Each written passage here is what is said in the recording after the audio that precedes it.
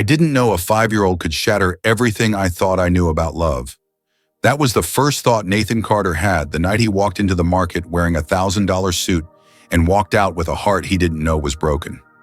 For most of his life, Nathan lived in the world of power and silence, where numbers mattered more than names, and love was something you scheduled between meetings, if at all.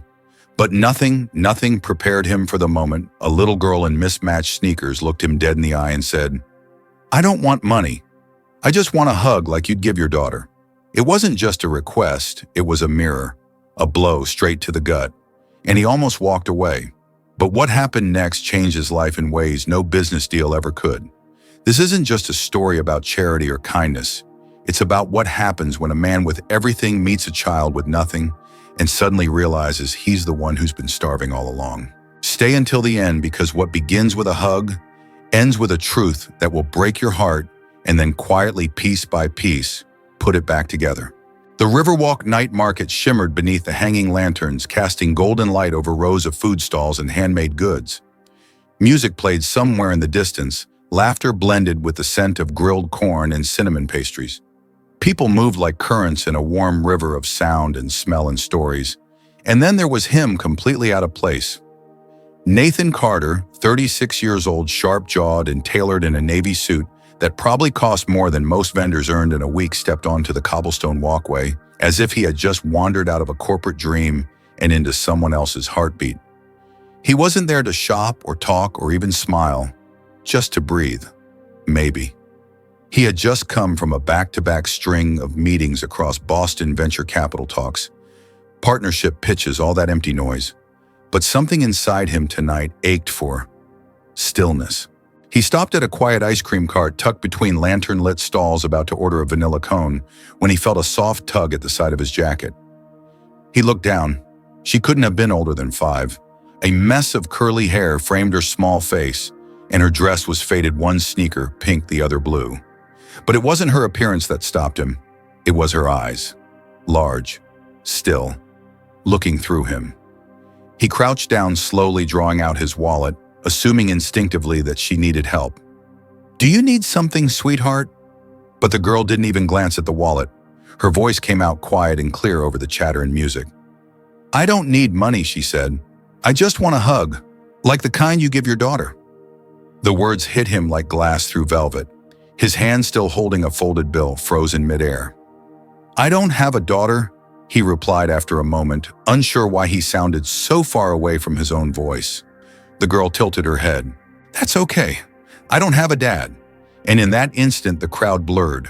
The music dimmed. All Nathan could hear was the echo of his own childhood, empty hallways, a cold kitchen table birthday card signed by assistants and never read out loud. His father had been a giant in finance, but a ghost at home. He swallowed hard. The memory, so deeply buried, clawed its way back like roots breaking concrete. "I just want to know what that feels like," the little girl whispered. "To be hugged by a dad." He didn't speak. He couldn't. He simply opened his arms. She stepped forward without hesitation, her tiny arms wrapping around his neck. And Nathan Carter, who hadn't cried in 25 years, had to close his eyes just to hold himself together. The girl smelled like strawberries and dust. She was light, yet the weight of her on his chest made it hard to breathe. He didn't want to let go. Then came the voice, cautious but calm. "Lily." Nathan opened his eyes to see a woman approaching, 2 water bottles in hand. Her hair was tied up loosely, her jeans were faded, and her white t-shirt looked worn, but clean. Her face was striking in that quiet, resilient way. Strong lines, sharp eyes, exhausted but alert. A kind of beauty shaped by storms, not salons. She froze at the sight of her daughter in a stranger's arms. Her hand tightened around the bottles. "Who are you?" she asked, not with panic, but steel. Nathan gently loosened his hold so the girl Lily he now knew could step back. He stood slowly, keeping his distance. "I was just passing by," he said softly. "She came to me. I didn't mean to," but the woman's eyes were on Lily, who looked up at her with complete calm. "It's okay, Mommy," she said. He gave good hugs. Something flickered in the woman's gaze. Doubt, curiosity, not trust, not yet, but no alarm either. Nathan turned back to the vendor, retrieved the vanilla cone he had completely forgotten about, and handed it to Lily. "Vanilla," he said. Sweet like hugs. Her face lit up. Thank you, mister. Before he could reply, a voice behind them cut in loud, slurred, and angry. There you are, you little brat. Nathan turned sharply. A man in a stained jacket stormed toward them, breath reeking of alcohol. You think you can run off and make me look bad? His eyes scanned the scene, narrowing at Grace. She's mine. Don't make me call someone. Nathan instinctively stepped forward, blocking Lily from the man's view. You know this child? The man's sneer twisted.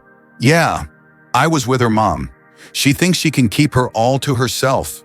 Grace's voice rose suddenly firm. You left us 2 years ago, Mark. You don't get to show up drunk and pretend you're family now. Nathan stood his ground. You need to leave. Now. Mark looked him up and down. Who the hell are you? Nathan didn't blink. Someone who gives better hugs. Mark lunged forward, but the ice cream vendor, silent until now, stepped in and grabbed Mark's arm. Police station's 3 blocks that way. You want me to walk you there? After a beat, Mark stumbled backward, cursing under his breath before melting into the crowd. Grace exhaled. I'm sorry. That wasn't expected. I've seen worse in boardrooms, Nathan replied with a small smile. She looked at him, really looked, and said, thank you for stepping in. He didn't know how to say that it felt like he was the one rescued. As they parted ways, Lily turned back. Will I see you again, Mr. Hug? Nathan hesitated, then smiled gently. I hope so. That night, as he stepped into his penthouse in Back Bay, a cold, glittering palace of glass and silence, Nathan Carter couldn't focus on contracts, deals, or anything in the world of logic and finance. He just kept hearing her voice. I don't want money. I just want a hug. He poured himself a drink, didn't touch it. He walked to the window, city lights reflecting in his eyes like ghosts of all the things he'd never had. In a world where everything had a price, she asked for the one thing he'd never known how to give, and that shook him more than he'd ever admit. We're just getting started with Nathan's journey. Would you have stayed in that moment or walked away like most people would? If this part of the story touched you, please like the video, share it with someone who needs to hear it, and leave a heart in the comments to keep it going. Most people would have walked away. Nathan Carter didn't. A week later, the sounds of the Riverwalk night market once again echoed through the air. Laughter, sizzling pans, the clink of glass bottles. Nathan walked slower this time. No suit, no tie, just dark jeans and a soft gray sweater. Still put together, but something had shifted. Gone was the cold sharpness in his eyes. Now they scanned the market like someone looking for something they didn't want to admit they'd lost. He found them near the far edge of the market under a string of hanging paper lanterns that swayed gently in the breeze. A modest table stood between Grace and the world, displaying hand-woven bracelets, embroidered scarves, and tiny sketchbooks with hand-drawn covers. Lily sat on a crate nearby, head bent low, her tongue peeking out as she focused on a drawing. Nathan hesitated, almost turned away, unsure if he was welcome. But then Lily looked up, and the way her face lit up chased every doubt from his chest. It's Mr. Hug, she shouted. Nathan couldn't help but laugh. It's good to see you too, Lily. Grace looked up next. There was a flicker of surprise in her eyes, then something gentler. Not warmth, not yet, but a softening like stone slowly learning how to bend. I wasn't sure you'd come back, she said. He looked at her directly. I wasn't sure I could stay away. That night he didn't just buy a bracelet. He stayed, talked, asked about her artwork. He learned she had once dreamed of illustrating children's books, but had dropped out of art school when Lily came along. No help, no safety net, no support. Grace never complained. She told her story like it was weather something that had passed through her, and she had simply stood her ground. You must be exhausted, Nathan said once, watching her fingers work fast with thread and beads. She shrugged, then looked at Lily. As long as she smiles, I'm not tired. It struck him in a place deeper than logic. There was no pretense in her voice, no self-pity, just love, pure and brutal. And so he came back, again and again. At first weekends, then weeknights. Never flashy, never loud. He brought paper and crayons for Lily, hot soup on cold nights, a new jacket when he noticed Grace shivering beneath her denim. Never as a savior, just someone who noticed. Lily began to draw the same picture over and over. A small house with 3 figures, one tall, one medium, one tiny, always under a bright yellow sun. One night she proudly pointed. "This is our house. And that's you," she said, pointing to the tall one. Nathan smiled, but Grace flinched ever so slightly. She didn't say anything, but her hand tightened around the table's edge. He didn't press, until the storm came. It was a Saturday. The rain came down in sheets, drowning out the city lights. Nathan had just finished a late meeting when something told him to drive toward the market, even knowing it would be closed. He arrived to find Grace and Lily huddled under a bus stop awning. Lily's face was pale, her eyes glassy with fever. Grace held her tightly, panic etched into every line on her face. "The clinic's full," she said before he even asked. "They told us to wait hours." "Come with me," Nathan said without hesitation. "Now." They didn't argue. He drove like he'd never driven before. One hand on the wheel, the other gripping Grace's trembling fingers in the back seat. At the hospital, he paced the hall while Grace filled out paperwork. Lily whimpered softly as nurses worked around her. It was a long night. Grace sat beside her daughter holding her hand. Nathan sat on the other side, gently brushing a curl from Lily's cheek. To keep her calm, he made up a story on the spot about a princess who turned sadness into flowers, and a knight who couldn't fight but could listen better than anyone in the kingdom. His voice cracked halfway through, but Lily smiled. That was enough. When she finally drifted to sleep, Grace looked across the bed. "You didn't have to stay," she said, voice barely above a whisper. "I wanted to," Nathan replied. The next morning, the sky outside the hospital was soft gray. Lily's fever had broken. Grace stepped out for coffee, leaving Nathan alone with her sleeping daughter. And that's when his phone buzzed. It was a message from his COO. "Need you at the office in an hour. Japan deal. Urgent." Nathan stared at the screen. 5 years ago, he would have been halfway there already. He could still make it barely. But his eyes fell on Lily. Tiny fingers curled around his thumb, even in sleep. He turned off the phone. Later that day, after dropping Grace and Lily home, Nathan drove to his penthouse. But he didn't go inside. Instead, he opened the trunk of his car and pulled out a worn leather folder. Inside were copies of Grace's artwork drawings she'd left at the table, forgotten in passing. He mailed them to a local publisher the same afternoon with a note. "This woman's work belongs in books." He didn't sign it. A few days later, Grace called him breathless. I got an email from a publisher. They want to meet me." Her voice cracked. "Did you?" Nathan only said they must have good taste. She didn't say thank you, but the silence between them was full of meaning. That evening, they sat on a park bench. Lily chased leaves in the wind, laughing free. Grace looked down at her coffee cup, then said quietly, "I'm afraid to let you in." He didn't interrupt. "She already sees you as family," she whispered. "If you leave, I don't know how I'll explain it to her, or to myself." Nathan reached into his coat pocket and handed her a folded flyer. It was for a community art exhibit. "She deserves to be seen," he said. "So do you." Grace looked at the paper, then looked at him. For the first time, she didn't look away. "We're sorry to pause the story here, but tell us, would you have stayed in the hospital or left for the deal? Let us know in the comments. If this story moved you, please tap that heart and like the video." The morning of the art exhibit was quiet and golden, the kind of morning where the world seems to pause just long enough for something beautiful to take root. Nathan arrived early at the Community Arts Center, carrying a small bouquet of sunflowers and a heart more nervous than he would ever admit. He had arrived hours before the doors opened, just to make sure every one of Lily's drawings was perfectly framed and hung. 3 stick-figure people under a shining yellow sun. In every one of them, Nathan stood a little taller. By the time Grace and Lily arrived hand in hand, dressed in matching soft blue dresses, the gallery buzzed with warmth and laughter. Grace's hair was braided loosely over her shoulder, and Lily's cheeks were pink with excitement. For the first time, they didn't just walk into a room, they belonged in it. Lily raced to her wall of drawings, letting out a delighted gasp.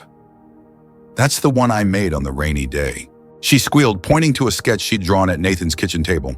And then, without warning, she stepped up on the small platform at the center of the gallery. The room fell silent as she clutched a wrinkled paper in one hand and a lollipop in the other. "I want to say something," she said proudly, her voice trembling, only slightly. "A while ago, I didn't have a dad. I saw kids at school who got hugs and hand-holding, and someone to pick them up. I used to pretend it didn't matter, but it did. I asked for just one hug, and I got more than that. I got someone who stayed. Nathan's throat tightened as Grace reached for his hand, her fingers warm steady.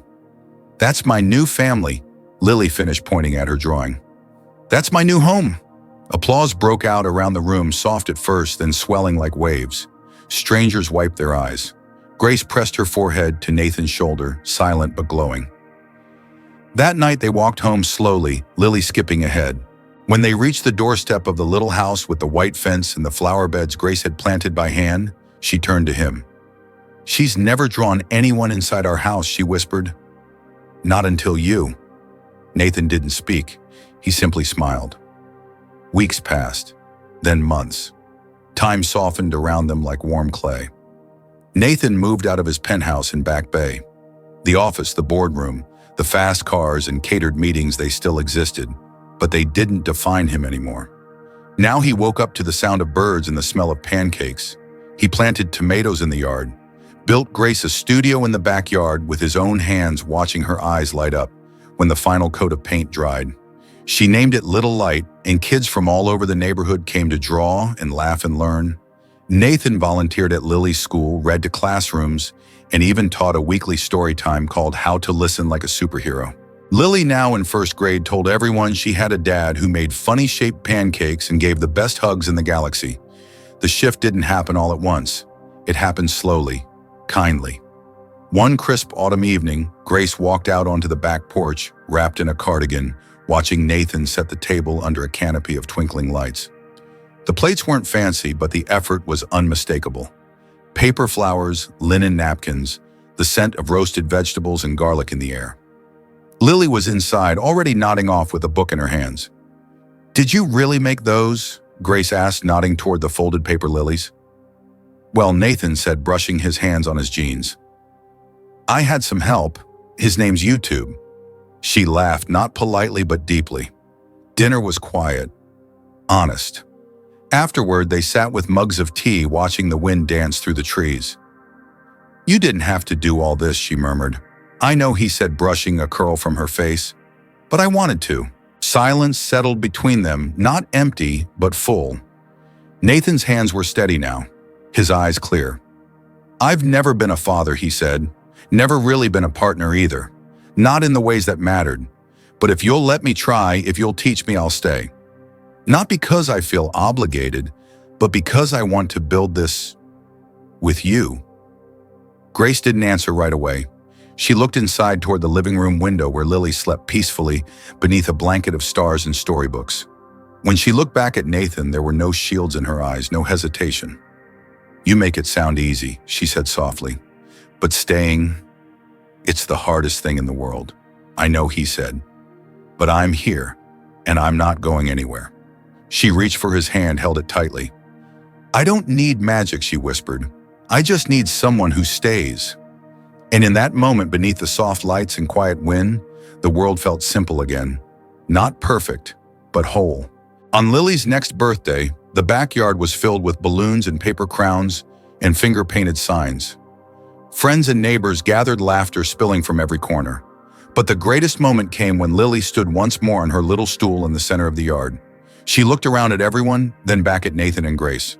"This year," she said, "I don't have a wish, because it already came true." Nathan scooped her into his arms. Grace stepped beside him, and the three of them stood together under the paper lanterns, the fading sun, and a sky that finally felt like home. Sometimes it only takes one hug to rewrite the course of a life. Sometimes staying is the greatest love of all. Now we want to hear from you. Have you ever met someone who showed up in your life just when you needed them most? Do you believe love can grow from something as small as a single act of kindness? Tell us, how did this story make you feel? If you loved it, comment with no 3. If you found it okay, comment number 2. And if you think it still needs something more, drop a number 1. And by the way, where in the world are you watching from right now? Don't forget to drop a heart in the comments, and share this video with someone who needs a little hope today.